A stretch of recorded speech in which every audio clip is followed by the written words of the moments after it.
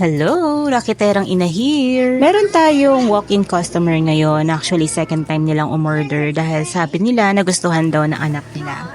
So, ang order nila is yung bundle na pizza natin for only $399, ham and cheese and Hawaiian. May kasama na tong isang free extra cheese at pinili ni customer na ang ham and cheese ang lalagyan ng extra. Nang maluto nga ay agad kong tinorch para mas masarap yung atake ng cheese. Ham and cheese nga pala to at kita naman yung kapal ng cheese na nilagay. Tinantanan ko na yung pagta-torch kasi masyado na akong ginaganahan, baka masunog naman. Set aside ko na lang muna dito sa box tapos kukunin ko na yung next pizza which is Hawaiian. Yan, it's your turn. Ito talagang Hawaiian ang bestseller namin kasi nga naman ito rin yung pinaka-popular na pizza. Kayo ba? Pineapple sa pizza? Gusto nyo ba yon o hindi? Comment down below. Kasi ako personally gusto ko siya dahil nga matamis yung pineapple, contrasting yung lasa niya doon sa alat ng cheese ng pizza. Ready na? Lagay ko na lang muna to sa thermal bag para pagdating ni customer, mainit-init pa.